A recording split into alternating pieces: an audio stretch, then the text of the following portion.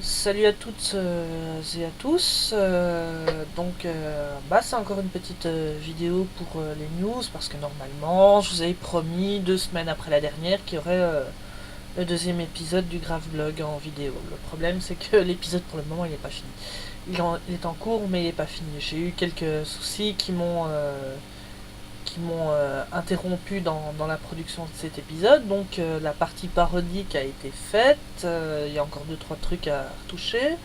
La partie explicative sur le bureau d'ordinateur a été tournée aussi. Elles sont au niveau des scènes tournées annexes qui vont entre différentes séquences, que là ça pose un petit problème parce que j'ai une caméra HD.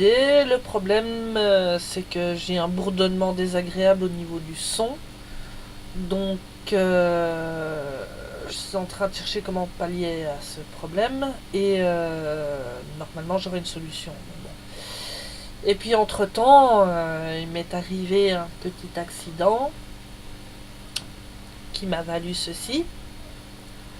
J'ai eu le malheur d'avoir une discussion soutenue avec un mur et j'ai argumenté. Il a contre-argumenté, c'était percutant et ma main n'a pas tenu le coup. Donc j'ai une fracture du cinquième métacarpien qui m'empêche de tenir une souris d'ordinateur. Parce que quand je tiens la souris, bien sûr, ça tend sur le petit doigt et le métacarpien n'aime pas. Alors pour ceux qui ne savent pas, le métacarpien, en fait, c'est un os de...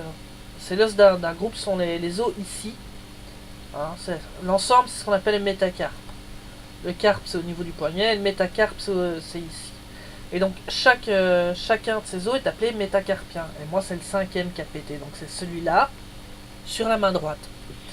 Donc vous imaginez avec une souris on a toujours les doigts en extension, comme ça. Et ça tire sur l'os. Et comme l'os est cassé, bah du coup ça fait mal. Donc ça c'était pour la petite info. Donc je vais tourner les séquences. Hein. Ça, il n'y a, y a pas de problème. Un plâtre ne m'empêchera pas de le faire. Hein. Ça, pour faire le con derrière une caméra, c'est pas difficile. Le truc, ça va être la post-production après. Parce que comme vous le savez, je dois chaque fois incruster mes images dans une... enfin, mes séquences vidéo dans une image pour personnaliser, avoir le décor. Quoi. Et ça, par contre, ça va me demander de travailler à la main gauche. Alors la main gauche me sert avant tout essentiellement à dessiner et à faire d'autres choses comme écrire par exemple, ou manger. Et là, bah, elle va devoir me servir à travailler à la souris, ce qui n'est pas aisé. Donc ça sont pour les petites la petite news au niveau du Grave Blog en vidéo. Je vous rappelle qu'en octobre, je serai au Festival BD d'Arlon le 20 et le 21 octobre au hall des expositions d'Arlon. Donc ceux qui veulent venir sont les bienvenus, n'hésitez pas.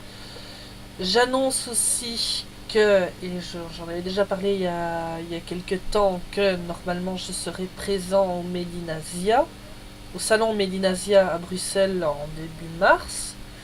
Donc, mais je n'y serai pas présent seul. Donc, en fait, avec une artiste qui vit sur Arlon et que je présenterai par après, nous avons décidé de créer un tandem pour pouvoir participer à Medinasia. Donc, on a trouvé le nom, donc un nom en japonais qu'on vous donnera en temps voulu, avec un logo, une manière, tout ça. Enfin, tout ça est encore en conception. Ça, c'est pour le futur. Et il y a un dernier point que je souhaite aborder. Parce que bon, je vais pas commencer à dire je suis un artiste parce que je n'ai jamais, je n'ai jamais aimé utiliser cette expression de dire je suis un artiste. C'est pas à moi de dire si je suis un artiste ou pas, c'est plutôt à vous. On vit pour le moment des temps pas joyeux sur Internet où la création artistique est de plus en plus, de plus en plus, comment dire, entravée.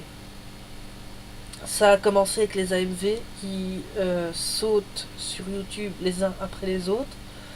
Paramount et la Fox ont décidé de s'y mettre eux aussi. Avant, c'était WMG qui faisait la chasse aux musiques qui n'appartenaient pas aux gens. Maintenant, la Fox va carrément chercher au niveau des images.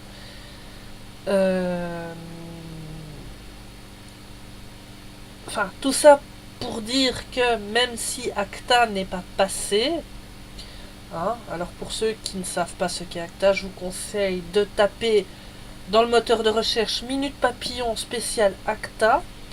Donc l'auteur de cette émission sur le net qui s'appelle Chris a très bien abordé le sujet. Il explique très bien. Donc Acta est un accord commercial anti-contrefaçon. Mais bon, à l'anglais, ça donne Acta, quoi. Et ce projet de loi n'est pas passé. Donc pour bref petit rappel, c'est un projet de loi qui était introduit par des privés au rang politique. Donc les grosses sociétés, genre producteurs de disques, producteurs de films et compagnie. Et cette loi n'est pas passée. Le problème, c'est que voilà, il y a eu un épisode 1, il y a un épisode 2, cette fois-ci, ce sont deux projets de loi qui arrivent sur le devant de la scène. C'est CETA et Indect. Alors, CETA et Indect, le joueur du grenier en parle très bien dans sa petite vidéo de news. Je vous conseille d'aller la voir aussi. Moi, ce que je vous invite à faire, c'est de vous renseigner dessus, mais de signer les pétitions. C'est très important. Parce que même si ces lois partent d'un bon sentiment, qu'on veut respecter, qu'on veut empêcher la contrefaçon, il va y avoir une dérive parce que dans les demandeurs de cette loi, il y a toujours des gens qui sont accros au pognon, qui en voudront toujours plus et qui vont se servir de cette loi pour ramasser encore plus d'argent. Je vais vous donner un exemple très concret. Je ne sais pas si vous connaissez Star Wars Déconne. Star Wars Déconne, c'était fait par Pigrelin, qui reprenait des séquences des films Star Wars, donc c'était avec Le Retour du Jedi, Un Nouvel Espoir et l'Empire contre-attaque. Il les recompilait différemment, il refaisait les voix derrière, et il en faisait une web-série très très drôle, que j'ai beaucoup aimé, et qui a malheureusement disparu, parce que justement, la Fox, qui est propriétaire des droits de la saga Star Wars, est passée par là. Or, pourtant, le droit d'auteur, quand on le connaît un peu, indique que si c'est utilisé à des fins parodiques, le droit d'auteur ne fonctionne pas. C'est-à-dire que le droit d'auteur est nul si on utilise ça à des fins parodiques. D'ailleurs pour ça que dans la première vidéo du Graphblog en vidéo, je l'ai retouché en mettant bien que l'introduction était à des fins parodiques. Le problème, c'est que si des lois comme CETA et Indect passent, on aura beau crier que c'est parodique, la création sur Internet et sur YouTube sera brimée. Ça veut dire plus d'émissions Joueurs du Grenier, plus de séries abrégées des Chevaliers du Zodiaque, plus de zapping abrégé d'Ishigata, qui est très drôle d'ailleurs aussi. Tout ce qui est création Internet et qui se servirait d'un contenu n'appartenant pas à ses créateurs se verrait directement sanctionné. Donc, je comprends le principe de dire que oui, mais il faut protéger la création, il faut éviter. Mais nous, on ne peut pas créer à partir de rien. Il y a toujours une référence quelque part. Et là encore, je reviens sur Chris de Minute Papillon qui abordait justement ce concept de manière très très pertinente dans plusieurs de ses podcasts. Hein. Pas seulement celui sur Acta où on ne peut pas créer à partir de rien. Il y a toujours une inspiration de quelque part. Donc et il le justifiait justement très bien avec par exemple les podcasts à la mode où Il disait que Cyprien Normanenko s'était inspiré des podcasts américains, qui s'était inspiré du stand-up, de Franklin Roosevelt et compagnie, et Enzo Wurth. Et,